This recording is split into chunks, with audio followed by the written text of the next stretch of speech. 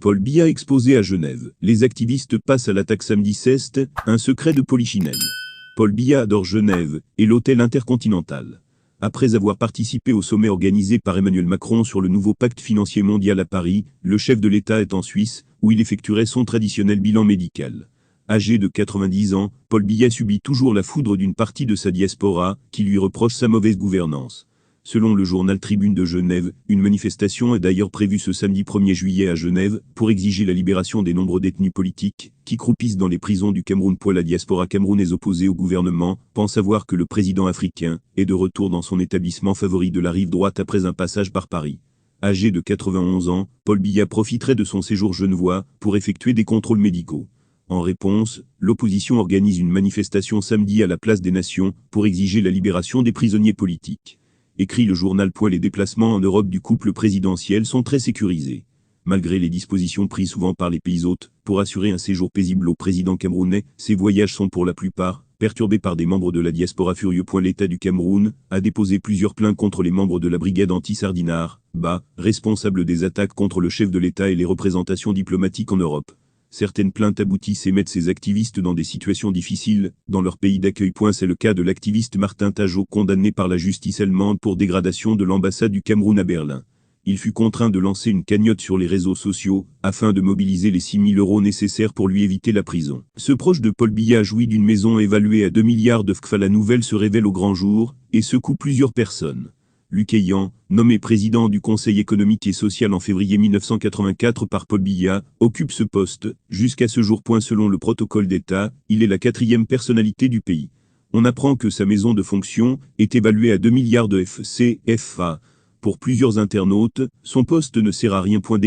Donc on débloque 2 milliards, c'est-à-dire 2000 millions de CFA, pour construire la maison d'un fonctionnaire. Et là il ne s'agit que de la phase 2.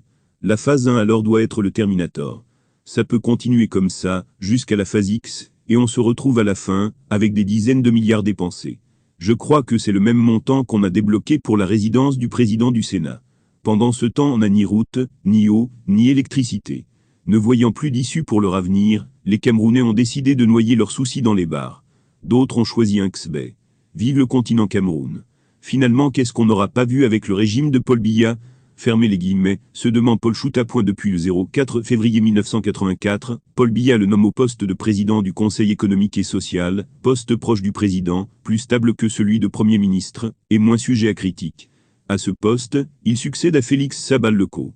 Il est de fait la 4e personnalité du pays sur le plan protocolaire, et ne rapporte directement qu'au président Paul Biya pour la primeur de ses rapports et autres réflexions.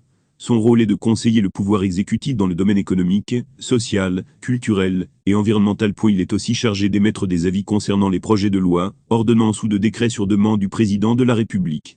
Membre titulaire du comité central et membre du bureau du Rassemblement démocratique du peuple camerounais, RDPC, il participe aux campagnes électorales dans le département du Mayo-Danais pour soutenir la cause de son parti politique.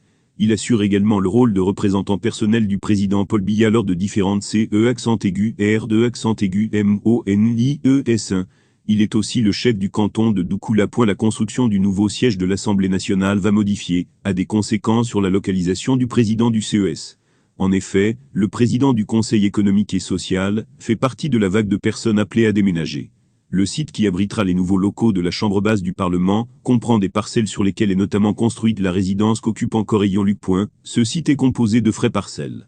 Le site actuel de l'Assemblée nationale, ceux abritant de part et d'autre, la résidence du président du Conseil économique et social, et le camp du groupe d'escadron mobile N-1 de la Gendarmerie nationale, a indiqué le vice-président de l'Assemblée nationale et maître d'ouvrage délégué du projet, Théodore Daty.